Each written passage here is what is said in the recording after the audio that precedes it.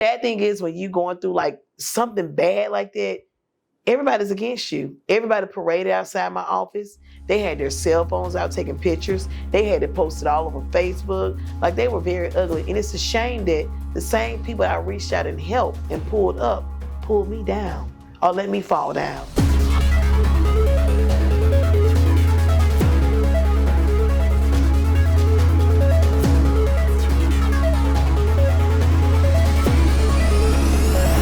So I was living in a little rundown neighborhood, and it was me and my children and my daughter Derica's father. We lived together, and I wanted more to just life than just living. You know, some people, they're just on the surface. You work, you have a family, and then that's all there is to life. But I knew that I wanted more, so I tried to think of ways that I could stay home and make some money. So I'm like, man, what could I do?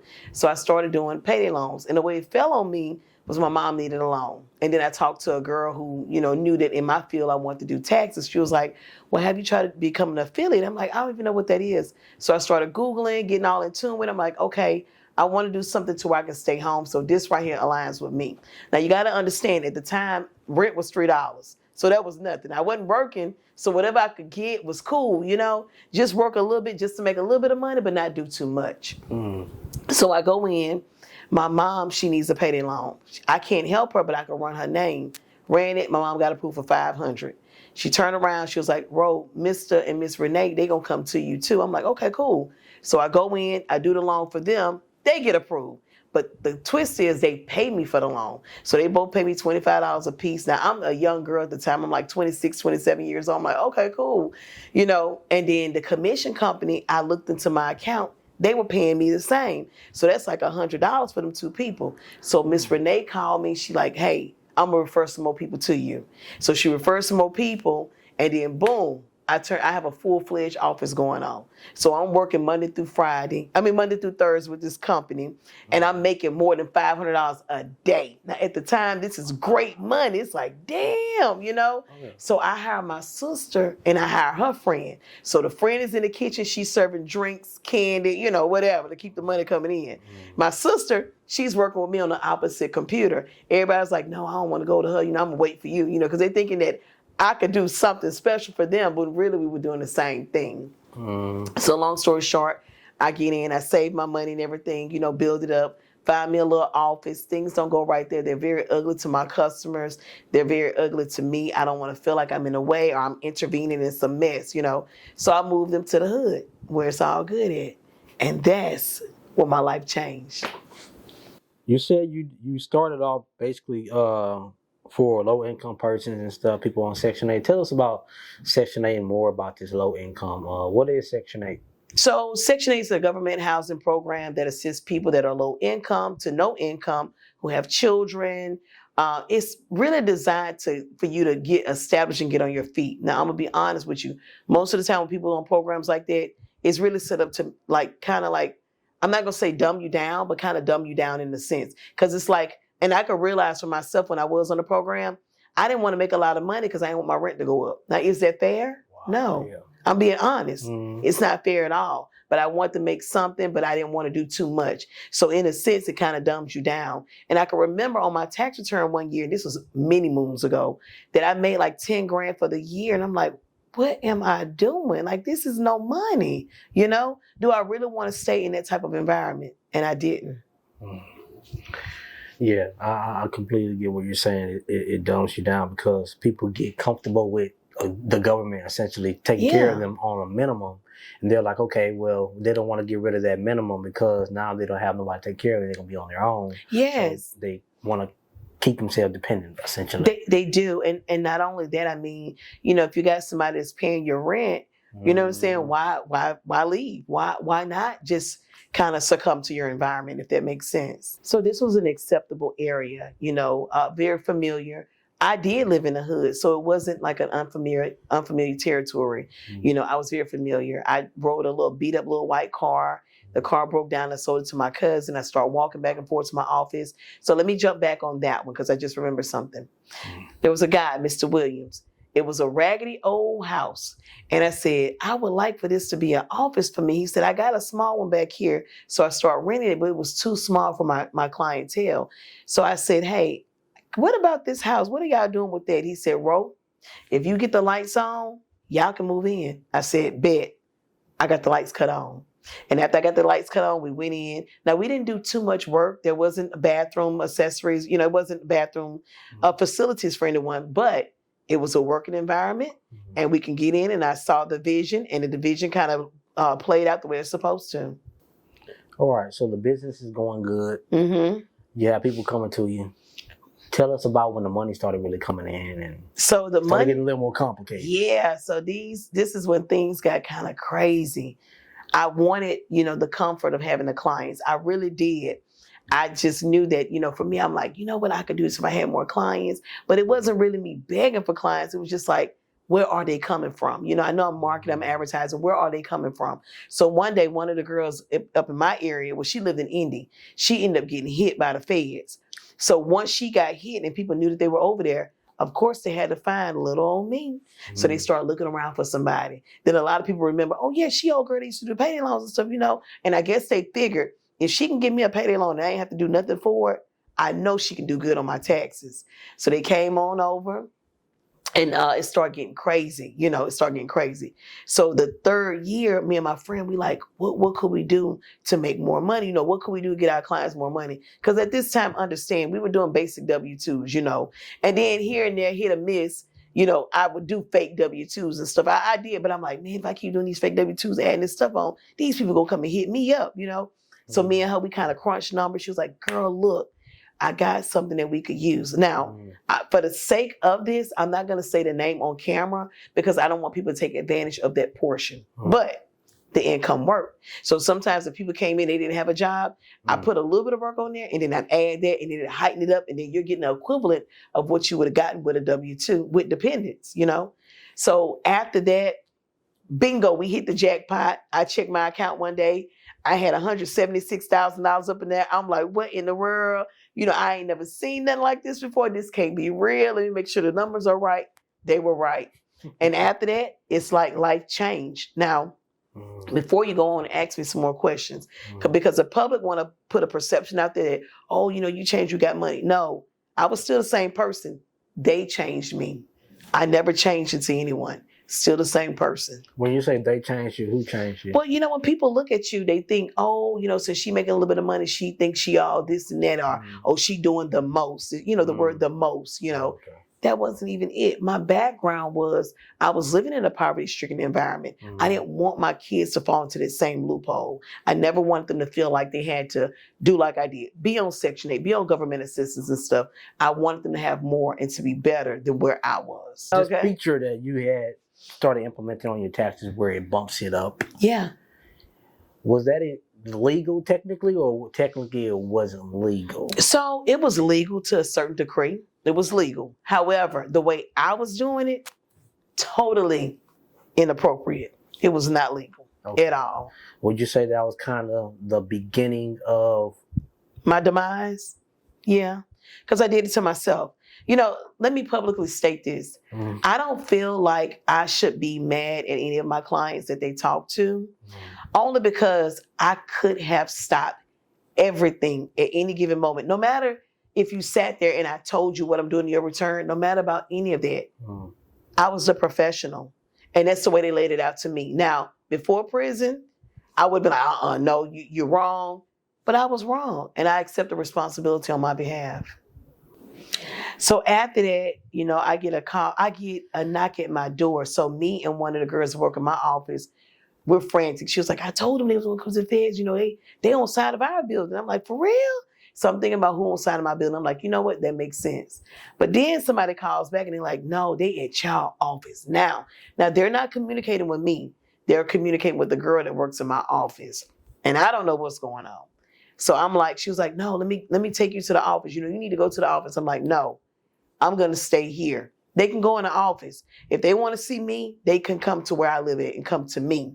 And I'm glad I did it like that, because the sad thing is when you going through like something bad like that, everybody's against you. Everybody paraded outside my office.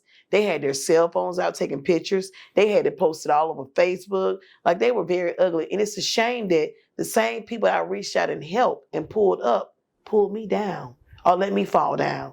I think that hurt me the most. Because come on now, either you're for me or you're against me. And I saw the crowd because the girl that worked in my office, she showed me. She said, "Ro, look at so-and-so. They out here too." You know?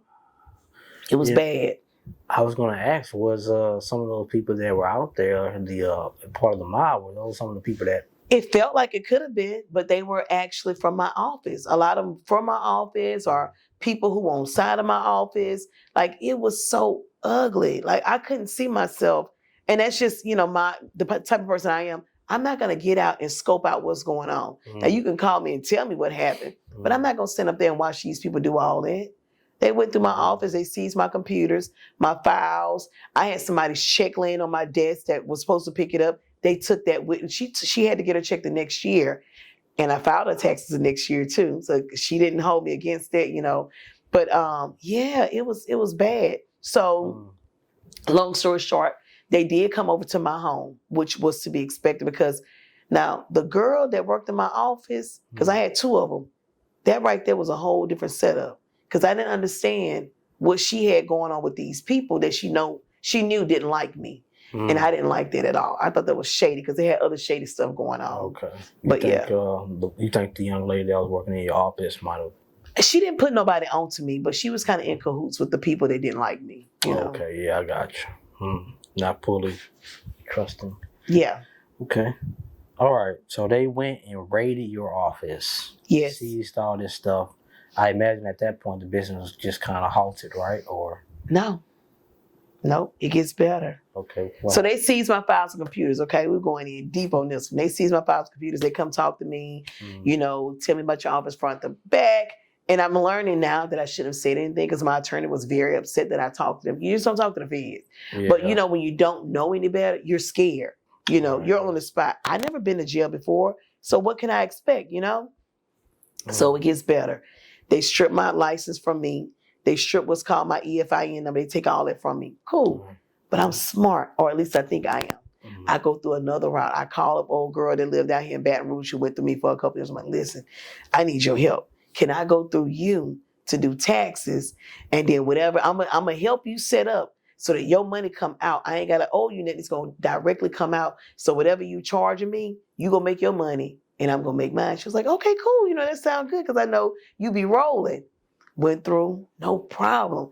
I'm rolling. Nobody knows what's going on. Nobody knows what's going on. You know why they don't know? Right. Because on there, now, it had her EIN number and her stuff, but the preparer's name was still my name, was still my office information. So people, when they don't know how to read the paperwork, they just see that. Me, if I'm going to look over everything, I'm going to match it up. I'm going to be like, them numbers are a little different, but it's cool. And then they had the idea, oh, she going through her mama. Let me tell you something. One thing about my mama, you ain't gonna use her name for nothing. I don't care if you my child and I gave birth to you. It ain't going nowhere. So when they said it, I'm still mad, but I'm still laughing like, girl, you just don't even know. I ain't even, you know what I'm saying? They stop us. Yeah. They stop us. So I go through her. She made over 10 grand off of me. I know because we've verbally talked about this. Yeah. And for me, I'm still doing multiple offices. So there are other people doing offices through me, and then I'm going through her. Well, the feds go to her. Once they figure out who it is, because some rat calls and they pretend like, oh, I want to, you know, see if you got a copy of my return from so-and-so year, not knowing that the feds did bring back my computers and my files. And I was working on the same computer. How do you do that? How do you do that? You know? But I ain't care. I'm like, all my clients' information right here. I ain't got time to be creating no new account. They shut that shit down quick. They shut it down quick. They go in, they start talking to her. And guess what she do? Throw me under the bus. Threw me under the bus. Faked it till she made it seem like, oh, I didn't know what was going on. And I'll tell you how I know. I went by her house one day to get my hair fixed to her salon out here in Baton Rouge. And the feds, I called them because another company had held my check for almost 100 grand. And they were like, yeah, because that innocent woman that was in Baton Rouge, you know, she didn't know what was going on, not knowing that the whole time she was in on it. She was, that hurt me. Yeah. That killed my spirit. Wow. Yeah, when the pressure's on, you get to see some character. Yeah. Yes. When they realized it was you, they just shut it down again? Okay. I never got handcuffed. So I moved to Texas because I ended up losing my house. Of course, I couldn't maintain my mortgage. My mortgage was $1,525 a month. Then I had another mortgage, $408 a month. So I'm paying this one for my mom. Temporarily paying for my mom because mom did take over the payments. Okay. And then after that, I go in, I'm still paying my mortgage, but I don't want to work. Yeah. The public already see me out doing taxes. So your tax lady working, you know what I'm saying? And at the time, I don't know why I was just thinking dumb stuff because right now I don't care. You know, I'm going to work. But at that moment, I'm like, I don't want nobody to see me working. Like, what work? You know? No. So I ended up losing my house because I couldn't afford the mortgage. I ended up kind of going down a little bit, you know. I had sold one of my cars to my mom's friend. I'm driving my blue Escalade truck. My other one, I have a title loan on it, so they come and pick it up. My Mercedes, I sold it, you know. And so at this time, it's like I'm struggling. And then I'm arguing with the person that I went through about my tax office because it's another girl that I go through. She was like, "Well, good thing you should be glad that I sent you a check for $35,000, you know, out of your money." And I'm like, "Damn, bitch, I don't know who the fuck you think I am because if I was close to you, I'd choke the fuck out of you." I'm serious. I'm being honest. I don't know if I can say that on there. You might have to cut that. No, but I'm like, damn, who the fuck? The audacity, like over $100,000, and you get a bullshit ass what? 30-something thousand?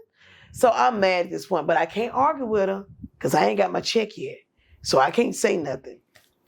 So I move out of town. I become homeless. Me and my kids are in a homeless shelter. My family doesn't know it. My friends doesn't know. I think one good friend knew it. Like I am. You know how the people are homeless? Yeah. I have nowhere to live. We're in the truck, driving and driving. I hit somebody up from off the internet who knew me. We were in the Google Voice. It was Google at the time. I don't know if you remember when they had, it's a Google, it's kind of like Facebook. It was called Google something. I don't remember. So I'm in that group and I hit the girl up. I'm like, listen, I need help. I just need a hotel for the night. Me and my kids, we're on the road. And she sent me the money. So I paid for the hotel. We sleep so good that night. I'm serious, so good that night. And after that, I finally get situated. I get another Section 8 program that accepts me and me and my kids move in. So, but before that, after we get comfortable, I'm pregnant with my daughter. I get a letter in the mail. They find me and they say, you have to come to federal court.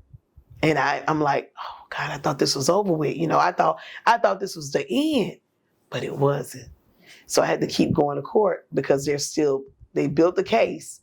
And then I don't know what's going on because I'm not concerned. I don't want to know what's going on. My anxiety just builds up when I see this court number calling me or a 504 number calling me that I don't have saved because I know it's them. The government is on me, you know? Yeah. So.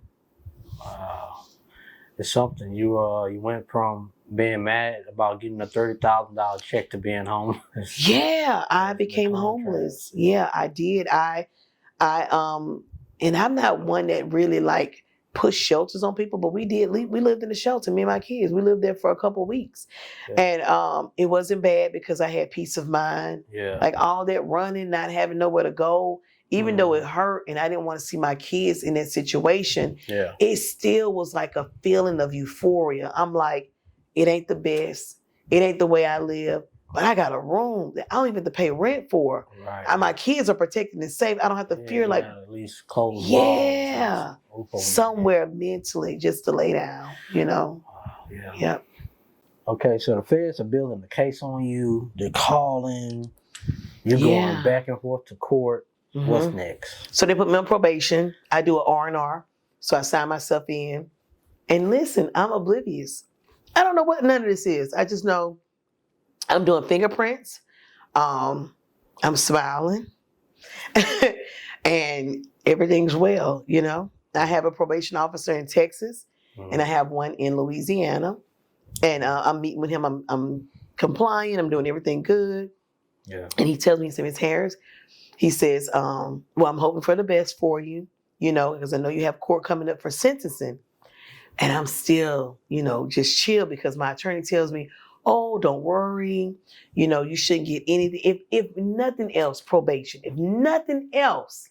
So in my mind, I'm going to court sends me to probation, I'm going to be good to go. I'm coming home with my kids. I go to court.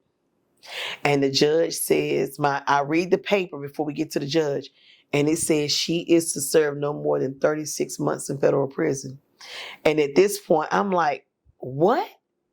And I said, Valerie, this is not what we discussed. Oh, don't worry. The most you'll have to do is 30 months, because initially 36, but the most you'll have to do is 30 months because you've already been on probation for 6 months. So the judge is going to credit that, I'm like, no, you said I would get probation, So the judge, he hits his gavel and we all stand up and we go, they're painting this picture of me and I'm crying, my eyes out. Like I'm standing there. I can't talk because the DA is reading all this bad stuff about me. My eyes are bloodshot red. I'm crying. And the judge says, is there anything you want to say? And I said, yes, sir. I said, Judge, I've done everything I could. I uprooted from my environment because I felt like if I stayed in that situation, I'm still going to be able to have access to do the same thing again without no fail. It was just going to happen. So instead of that, I took myself out of this situation to move to a different state so I can get my kids aligned. I'm working. I'm doing this. The judge looks at me and he slams. Is it called gavel or gaffle? What is it called? He slammed that. He slammed the gavel or the gavel, whatever. He slammed it. And he says, you took $1.1 million from the federal government. And whatever else he said out of his mouth, I didn't hear anything else. I just went blank. Like, you know how people say that? That happened to me. And I heard nothing. It's like nothing he said mattered. So he says, okay, we're going to sentence you. Everybody stand up for sentencing. I'm standing there. I don't know none of these other people because they're all working for the government or whatever. And he says, we're going to sentence you to 30 months in federal prison. I about lost my soul because I didn't know I had to turn myself in. I thought maybe right there, I'm going to jail. Nobody knows anything about it. I'm going to prison. But they gave me 2 months of self-surrender. So I guess there had to be, it's like, that's a long 2 months too, because in 2 months you got to go and do all these other months. Yes. That's a wait. So when I talked to my probation officer from Texas, he was like, Ms. Harris, listen. He said, you're going to do good. I talk to a lot of people that go to prison all the time. Everything's going to be fine. He's giving me the rundown, everything, that's going to go down in there. And he's like, now let me tell you, for whatever reason, when y'all go in, y'all come out much smaller. And I'm like, I'm not worried about that, He's like, I'm telling you, he said it just happens, He was right. I came out like a toothpick. But we bid each other farewell. I live in Texas, so my mom had to come down to Louisiana. Her and my stepdad, they pack all my stuff. I had to sell a lot of stuff too. And then I come to Louisiana and it was into complete depression. Because I'm calling all these people, telling all these people I'm going to prison. Everybody claims, oh, don't worry about it. I got you. What's your, I'm going to give you my number, And I'm just like, yeah, it's cool. No, they don't. One thing my mom told me before I went to prison, because she had to drop me off that night. She says, Rosie, she said, one thing I'm going to tell you is all these people that you calling, when you go in, that's going to be the end of it. You ain't going to hear from them no more. They're going to move on. But you always got me. Always. And I didn't want to hear that either. Because I didn't want to go in. Mom, can you go in for me? I got you. I didn't want to go. I got you if you go in. But yeah, that was so, it was heartbreaking. Because my daughter was a year old when I went in. And I just looked at her. And all those years that I stayed up in those couple of years, I never forgot my daughter's face looking at me going in. It broke my heart every time I went in. Every time I woke up, I thought of her. She's one. She doesn't even really know me,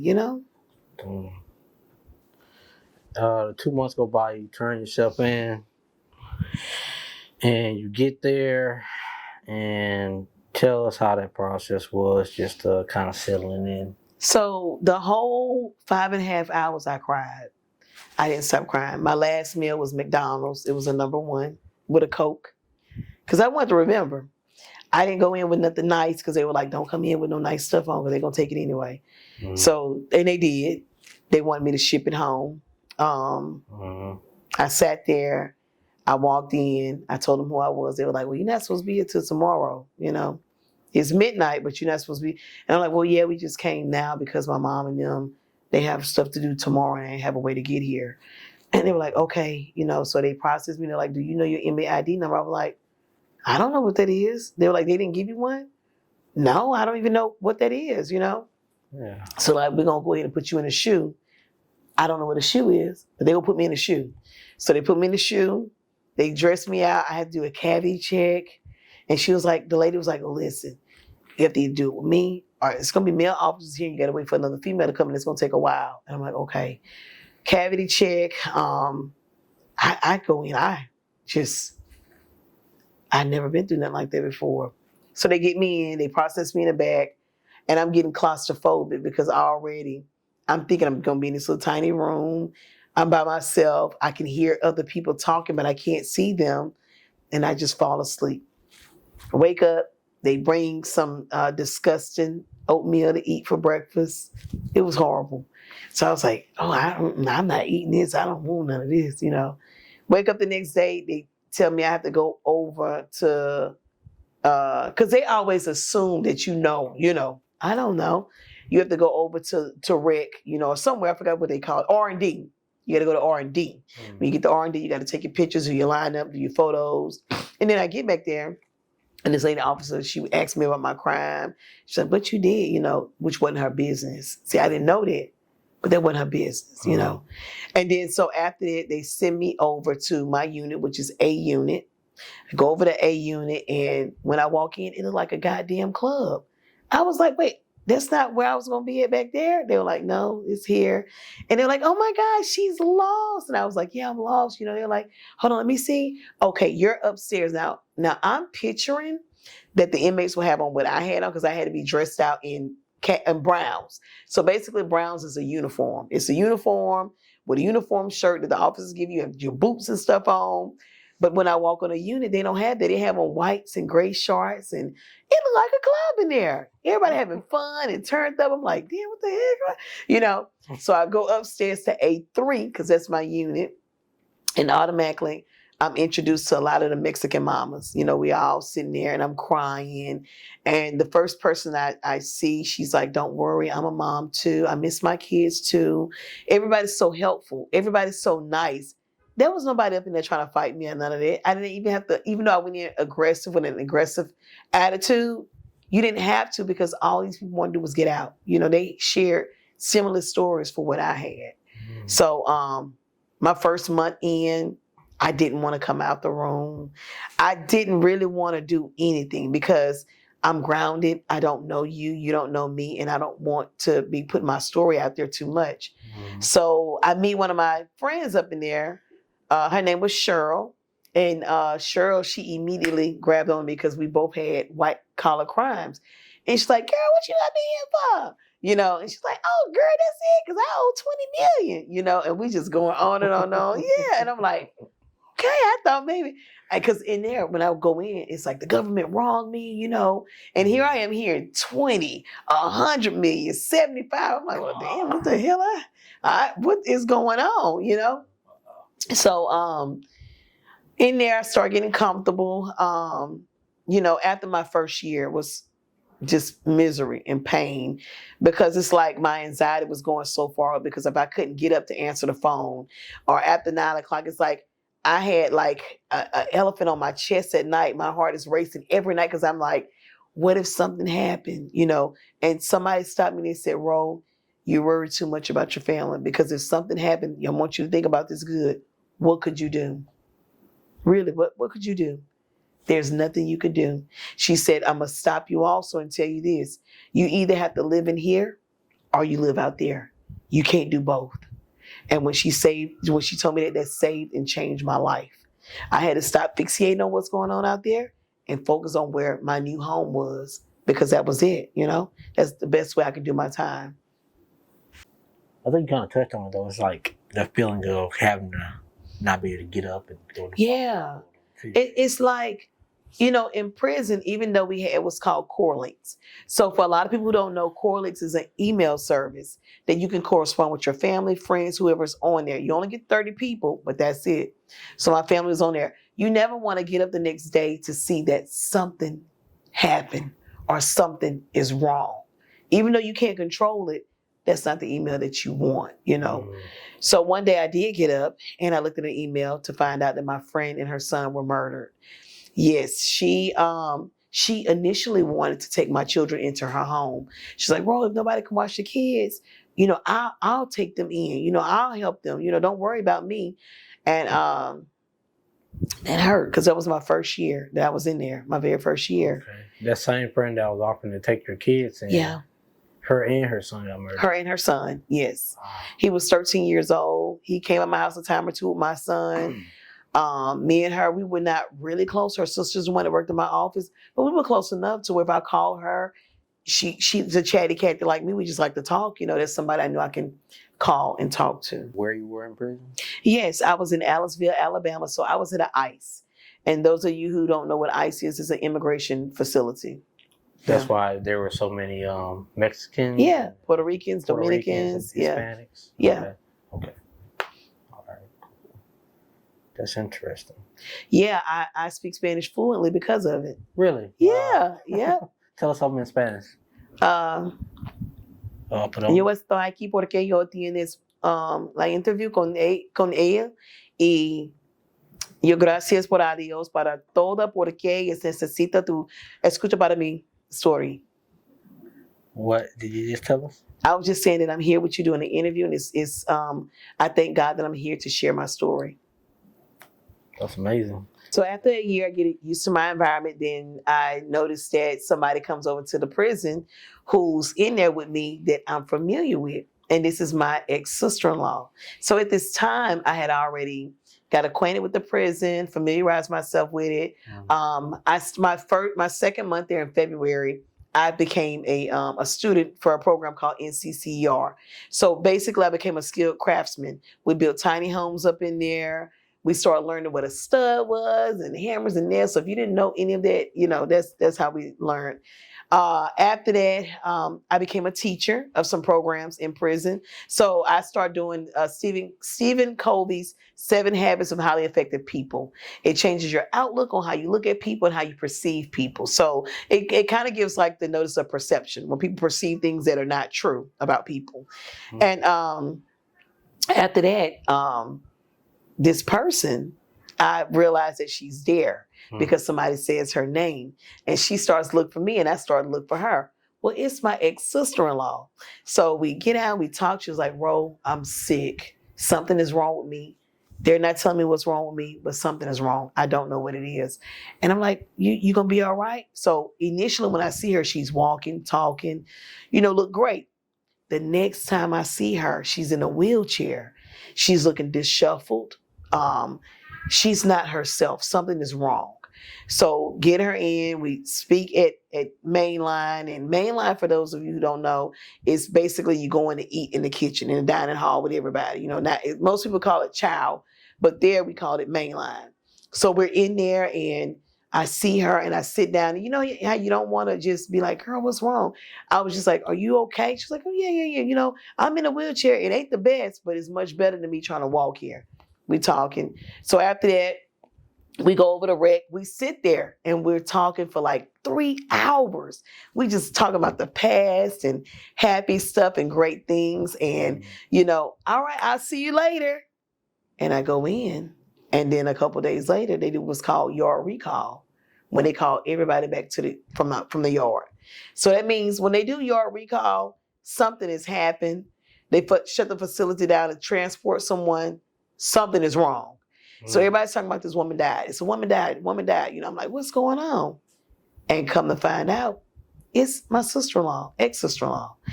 And at that point, it's just like my face must have turned blue because we sat the talking. I'm seeing her deteriorate. I'm seeing all this stuff happening in real time that I can't control, The inmates come over, they hug me because they know that she, And that was like the hardest thing I had ever had to witness. Somebody that I knew who actually knew me had to leave, but not the right way. Not that way. And she was just shy of months of getting out to go home. Few months she would have been out of there, you know? So after I got well and better over being sad and crying, depressed over her situation, me and the same girl I told you that owed $20 million, we got out. We started getting petitions. We started getting notices, and we mailed those to her daughter. Now, the problem is this. We're not sure if anything got mailed to her, because when they have stuff like that that's sensitive in nature, it's kind of hard to get things out because you got people listening to the phone calls. So you don't know what situation you're in to be able to say you're safe. You know, you don't want to say too much on the phone. You know what I'm saying? You just want to kind of like keep it safe because you're paranoid, you know? Did the young lady that passed away, did she ever tell you what was wrong with her? No. It's probably a good thing that you didn't ask. Maybe it just ease her mind. Well, I'll be honest with you, and I didn't mean to interrupt. She didn't know what was going on with her because she kept saying they wouldn't say what was wrong with her. They kept saying like she was faking it to come there. She was faking it. And even while she was up there and, you know, transitioning to life, you know, passing away, one of my friends was there. And she said they didn't take her serious until she fell out the chair on the floor. And that's when they ran out and they started trying to do CPR. They're still giggling and laughing, you know, taking it like it's fake, you know. But she was really dying. Yep. So from what we gathered and what we figured, we're not sure, but we think she might have had a massive heart attack. Yep. Okay. Yeah. The friend that took like $20 million. Did they ever tell you any of their stories? Like, well, how did they end up? It was similar to mine. You know, so let me readdress this. So you don't actually take money from people. What happens is the aggravated amount that's on the return. So if I help you get money that you didn't deserve, they count it as fraud, and I owe your money. So I don't owe money because I took anything from anyone, and she doesn't either. It's money that they claim would be fraudulent. That's how it happened. Interesting. Yeah. Okay. Because anything other than that, and I'm just going to do a clear educational rundown. If I took money from you, if I had your tax money in my account, that's fraud. That would be considered as not only fraud, but identity theft. So identity theft bars you, not bars you, it adds on an additional 3 years for each person that was considered as identity theft, you know, on top of the fraud, 3 years per person. So mine wasn't that, and hers wasn't. She only got 13 years. Well, I'm saying only. She only did 7 years. She got 13, and I did my full time. So, is there any particular thing that you saw while you served time that were kind of interesting? Like, I know people get tattoos in there sometimes. Oh God! I'm sure you didn't get that because that's really good. I did not. Yeah. No. I was offered though. Different crafts and stuff. You were offered that too. Yeah. Okay. So there were a lot of drug busts in there. I'll tell you a few interesting stories. One of the girls, she was from Louisiana. Cool girl. You know, I'm not knowing that case. I ain't judging her. I don't know what you done. Come to find out she was pimping out her 14-year-old niece. And she was still messing with this guy that had a lot of money who was a truck driver. So they set it up to bring the baby to visit her. The baby had drugs in his diaper. And they tried to get the drugs out of there, and somebody set her up. And they ended up taking him to jail, and they moved her from us to another facility. Yep. Then I had another situation where my bunkie, she was a tattoo artist. As a matter of fact, I learned how to cook meth from her. And I don't even do meth and cook meth and all that kind of, I'm being honest. But she gave me the rundown every day. This was a drill every day about meth, every day. Not only that was a drill, but a lot of women are, they are in tune with their sexuality. I'm not like that. I love men. Yeah. But for her, she had like an infatuation with me. Seriously. So she would dedicate a song to me. Bunky, this is your song. I cleaned the house. I cooked dinner. And I'm like, no, ma'am. Not only no, ma'am, no motherfucking ma'am. No. So, you know, it was weird. Like, and she had a song that she was singing with this. I was completely uncomfortable. So I had to get up and stand my ground with her like, bitch, I don't know who the fuck you think I am, but we don't do that. So she ended up getting her this girlfriend, and they wanted to be laid up in the bed, tongue kissing and all this. And I wasn't going for that because I had a bunkie that I got into it with already who got caught with a dildo with the other bunkie on top of her. So we wasn't going to do that again. So once I stood my ground, became very defensive. And let me throw this out there. I'm a little person. I'm 4'9". So, I mean, it ain't much I could do. But I'm not going to let nobody show me that I'm a punk or no pussy. I'm sorry. I'm just not going to do that. That ain't in me. So once I stood my ground, she understood. She was very respectful of my space. And whatever they wanted to do was while I was outside. But when I came back, they ran out like roaches, running. There's your bunkie. There's your bunkie. You know, I don't care.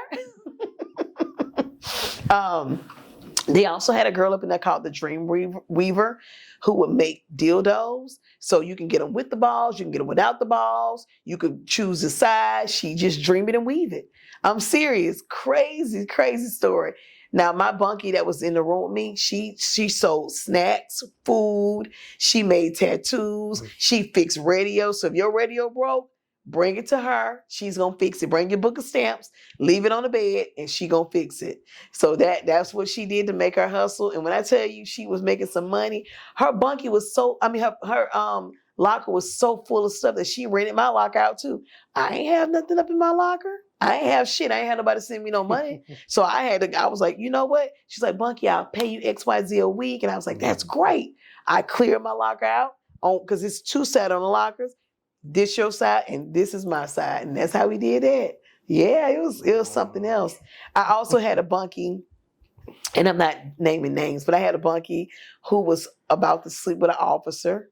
And she was like, Bunkie, see him out there? I'm going to go fuck him. I'm like, what? She was like, watch. So she got up one day and she was talking to him every day because her goal was to reel him in. She talking to him, they cool. And when he would walk by the door, I didn't believe it at first, but when he would walk by the door, he would do the door like this so that she would know that he was there. So she got up, she was like, Bunkie, we're supposed to do it tonight. But I told him that my bed was your bed. I was like, what? What am I going to do with him? I ain't been with a man. I ain't been with a man in a long time. She said, well, hell, I haven't even either. I ain't been with a man in 6 years. I was like, well, what am I supposed to do? So I was paranoid all night that this man was going to tap me on my leg or something to wake me up. Like, I was scared. But it didn't happen. I don't know what they had going on. I think they did have something going on, but yeah, it didn't happen with me. It did not happen with me. Wow. Yeah. So do y'all tend to have like mostly female guards, or was it no, kind of regular? It's male and female. Okay. Now you have some of them that are great guards. Like you be like, oh, that's Mr. So-and-so. Oh, he cool. So-and-so could come up here. Because I noticed from my bunkie, because tattoo artists, so-and-so he cool. You know, you watch this. Because he's never gonna come up. He's too lazy to come up here. He's just gonna come one time. They knew, we all knew because we were there for a while, you know. But you start learning people. I actually picked up an extra 6 cents in there. I think you just kind of do, and I became very observant. So I would know who would get up, who would have TV, who would be standing east, west, what officer would come on whatever day. Like I knew everything that was going on. Not that I was trying to, but even though you're in a big pod, you're still able to like see. You're looking around. You're able to see stuff, you know? Wow. Okay, tell us about kind of the week up until you release. You know, how was that feeling of, I'm about to get out of here, couple days or so? So my bunkie, she was Hispanic, and me and her were leaving around the same time. So she was leaving 3 weeks after me, but she was going to immigration. I was going home. And we would talk every day, and, you know, we were grateful to be in each other's presence, because it's like, you don't want to share a story with somebody that's 20 years or somebody that's never getting out, you know. Even though I bumped into a lot of them, you don't want to talk to people like that. And because I mean, that's a sense of depression. Even though, you know, everybody's crime differed, it's just like it's respect. You don't want to do that. That's not right. You're saying you don't want to talk to them about you getting out. Yeah, Right, and they right, can't. okay. You know, I just felt bad for people. Yeah. So, but me and my bunkie, we were happy. We're like, Bunkie, are you ready? And my bunkie, she made me a calendar, and we would cross out, Bunkie, another day down, otra dia. And I'm like, yes, you know. And the week of, it's like, everybody like, you ready? You know, you excited? What you gonna do? And the friend that I told you with the 20 million, she ordered me some clothes and had them shipped to me from prison. They were in prison waiting on me.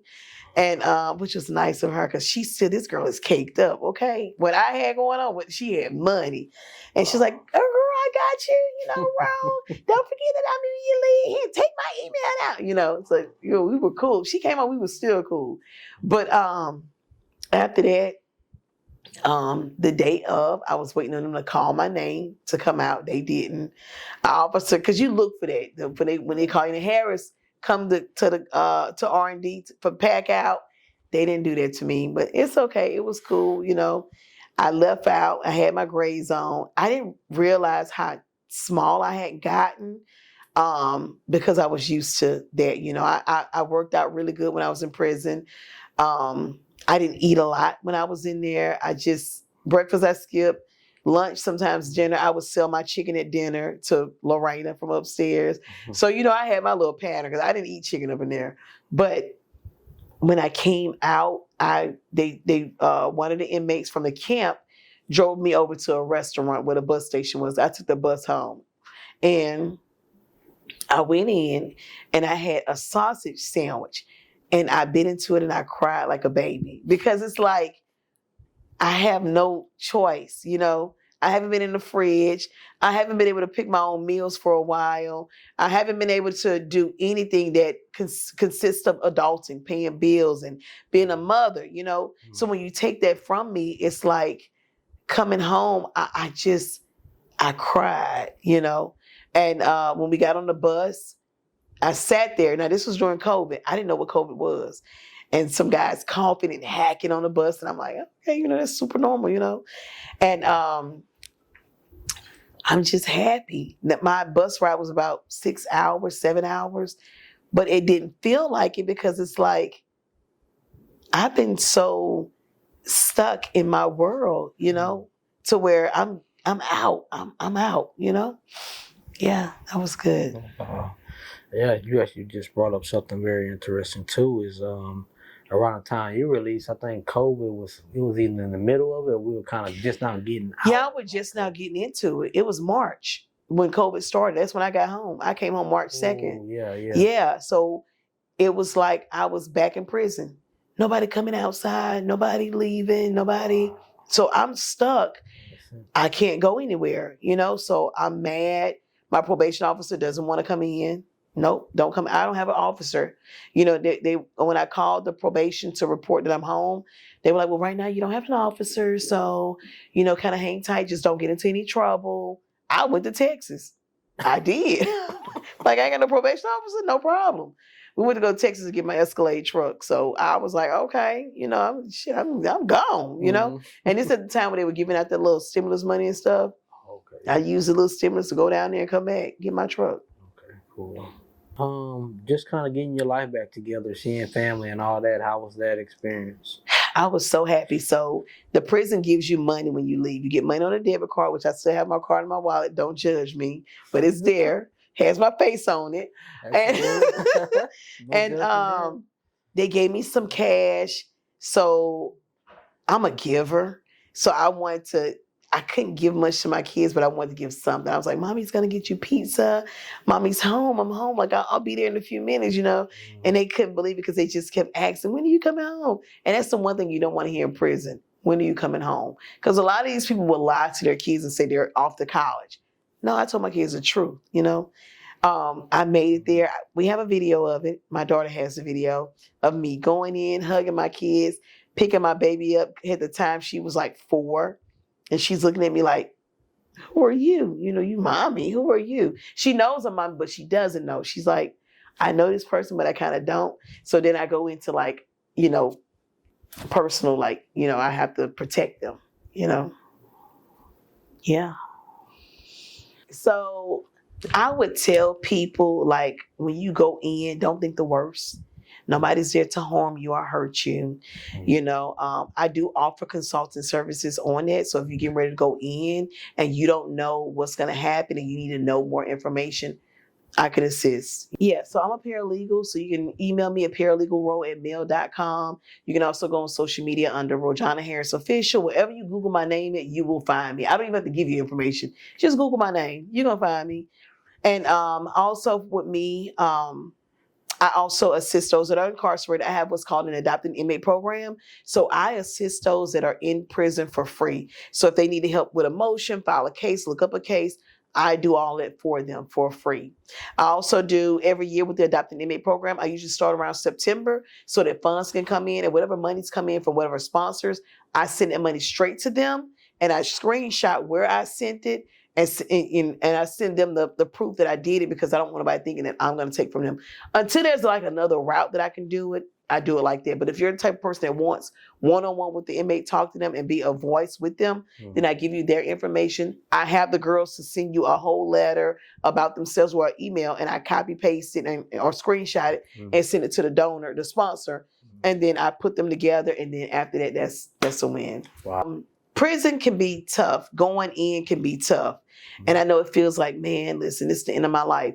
If you go in the way I did, I never want to be a part of the system. It was going to either be the system will make me or break me. But I choose my own fate.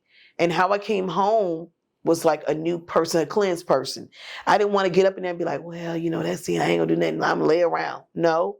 I got myself together. I found what courses they had available. I took advantage of those programs. If you do not have a GED, I've already had one, but if you don't have one in there, they offer those for free. You don't have to be walking around bulldagging and bulldiking or whatever they call it. Don't do none of that. Stay focused. Go in, create your own classroom, create your own environment, create your own view of how you feel and how you see things. Don't come out missing and misstepping, because that happened to me when I came home. I'm like, I have a plan. Now, my plan didn't go as expected, but I still came out pretty decent. My third month, I was in my own place and stuff. That's not going to happen for everyone, but just try. Stay focused. Don't let anything bring you down, and take advantage of whatever resources they have out here.